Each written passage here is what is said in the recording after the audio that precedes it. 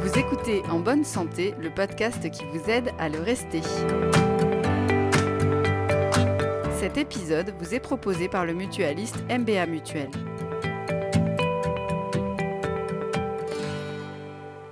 Bonjour à tous, je m'appelle Mathieu et aujourd'hui nous nous intéressons au cholestérol. Lorsque l'on parle de faire attention à sa santé, surveiller son taux de cholestérol est l'un des refrains que l'on entend le plus souvent, le bon, le mauvais et les conséquences qu'il a sur notre santé.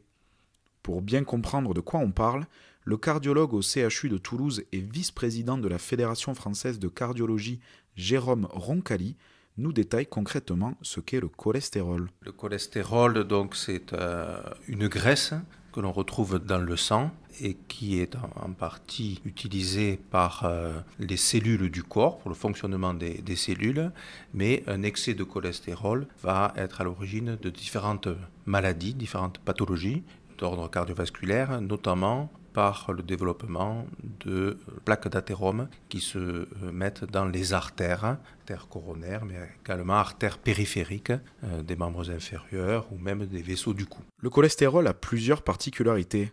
D'abord, un excès de cholestérol ne provoque pas de symptômes. Impossible de savoir où l'on en est sans une prise de sang. Un Français sur 5 a d'ailleurs un taux de cholestérol trop élevé selon Santé publique France, mais seulement 12% suivraient un traitement adapté.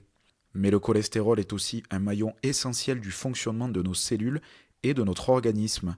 On en distingue deux bien différents, le bon et le mauvais. Il y a le bon cholestérol qui est le HDL, qui lui a pour objectif d'éliminer le cholestérol circulant dans le sang en l'amenant dans le foie et en l'éliminant par les voies biliaires. Et à l'inverse, il y a le mauvais cholestérol, c'est celui qui nous intéresse beaucoup, puisqu'il est à l'origine des maladies cardiovasculaires, qui est le LDL cholestérol, qui lui va venir du foie, il va être synthétisé pour 3/4 dans le foie et va venir dans les cellules et notamment dans les artères pour constituer cette plaque d'athérome qui est à l'origine des accidents cardiovasculaires. Pour s'assurer que son taux de cholestérol reste raisonnable, une simple prise de sang à réaliser à jeun est nécessaire. On réalise alors ce qu'on nomme un bilan lipidique. Ce passage en laboratoire n'est qu'une simple formalité qui peut s'avérer précieuse lorsqu'une anomalie est détectée à temps. C'est une exploration des anomalies lipidiques qui va permettre de mesurer au laboratoire le cholestérol total, le bon cholestérol et puis le mauvais cholestérol et également les triglycérides que l'on peut mesurer.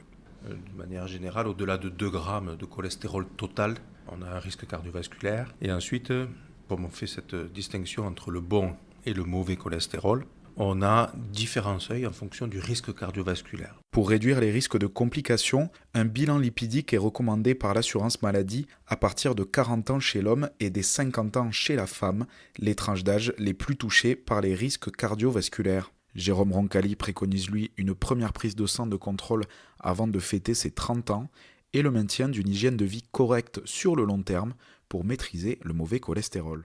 Ce mauvais cholestérol, il est essentiellement lié à la synthèse, à la fabrication au niveau du foie. Et il y a une part génétique, part familiale, qui est très importante pour expliquer cette élévation du mauvais cholestérol. Après, il y a des pathologies rénales, hépatiques, thyroïdiennes qui peuvent conduire à l'élévation du mauvais cholestérol, mais l'essentiel est part génétique et alimentaire. Un danger silencieux et insidieux pour notre corps qui peut causer bien des tourments à notre organisme s'il n'est pas repéré à temps.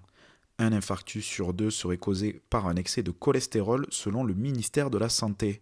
Ce mauvais cholestérol a même sa cible favorite, nos artères. Les risques liés à l'hypercholestérolémie, c'est le développement de ces plaques, qu'on appelle les plaques d'athérome, de graisse dans les artères, qui peuvent se rompre et être à l'origine de ce qu'on appelle les syndromes coronariens aigus qui comportent l'infarctus du myocarde. Et donc c'est en baissant le taux de cholestérol, on limite l'évolution de l'athérosclérose, des plaques d'athérome, et on limite le risque d'évolution vers l'infarctus. Des solutions médicamenteuses sont aussi utilisées, notamment les statines. D'autres, comme les étimibes ou la cholestéramine, peuvent être efficaces, mais toutes ont pour point commun de ne faire baisser que le mauvais cholestérol.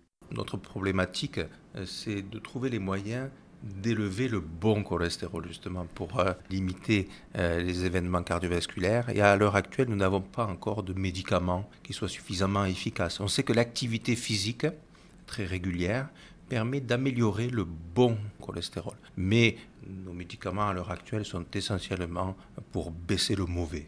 Le cholestérol, c'est donc une histoire d'équilibre. À côté des médicaments, les médecins prônent avant tout l'activité physique, l'arrêt du tabac et une alimentation saine et variée. Jérôme Roncalli a même une recette spéciale pour soigner ses artères. Et il faut privilégier le régime méditerranéen, une diététique saine, avec des fruits, des légumes, diminuer les quantités de graisse, de viande rouge, privilégier les poissons ou les viandes blanches, de telle sorte que cet équilibre diététique puisse jouer son rôle sur la baisse, mais qui est en règle générale partielle, parfois suffisante, mais en règle générale nécessite d'associer un traitement médicamenteux. Une alimentation équilibrée, une activité physique régulière, un suivi médical continu et éventuellement quelques médicaments.